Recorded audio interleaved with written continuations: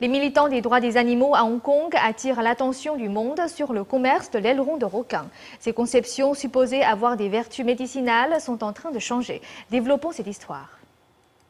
Hong Kong, le centre mondial du commerce des ailerons de requins, intéresse beaucoup les défenseurs des droits des animaux à l'heure où la population des requins décline rapidement. D'après le Fonds mondial de la vie sauvage, le commerce mondial des ailerons de requins a énormément augmenté ces dernières années et continue d'augmenter de 5% par an. On estime à 72 millions le nombre de requins tués chaque année. Une vidéo montre des milliers d'ailerons étalés pour sécher sur les trottoirs de Hong Kong. Normalement, à Hong Kong, vous pouvez voir derrière nous des ailerons de requins dans tous les magasins. Ils restent discrets sur ce sujet. Ce n'est pas possible d'entrer et de filmer. Ils vous jettent dehors immédiatement. Ils n'aiment pas voir cela. Alors, voir cela exposé aussi ouvertement et en aussi grand nombre, comme ce que nous avons vu l'autre jour sur un trottoir, c'est très choquant. Je veux dire, il y avait 50 mètres d'ailerons de requins. Et quand je suis arrivé, ils avaient déjà commencé à ranger. J'ai fait quelques calculs. Ça faisait près de 21 000 requins.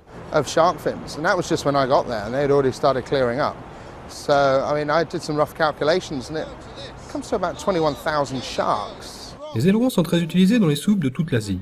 Un kilo de poudre d'aileron de requin peut coûter de 19 à 1 000 euros.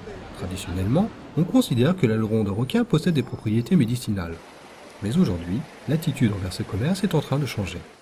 I like it very much. Of course, it's very healthy. Moi, j'aime beaucoup. Bien sûr, c'est très bon pour la santé, mais en fait, on peut trouver de nombreux substituts et le goût peut être remplacé par de fausses soupes de requin, je pense. À mon avis, cela devrait être interdit. Leur façon de prendre ces ailerons n'est pas très humaine, donc je pense que nous ne devrions pas en manger. Les pratiques de pêche illégale de requins, qui incluent le séchage où les ailerons sont détachés de requins vivants et leurs corps mourants sont rejetés dans la mer. Les États-Unis, le Canada, le Brésil, la Namibie, l'Afrique du Sud et l'Union européenne ont déjà interdit cette pratique. En attirant l'attention sur ce fait, les militants espèrent que Hong Kong prendra des décisions officielles pour limiter ou interdire ce commerce. L'une des chaînes d'hôtels les plus prestigieuses de Hong Kong, le groupe Peninsula, a retiré la soupe de requin de ses menus en début d'année. Plus d'une centaine d'autres restaurants ont suivi.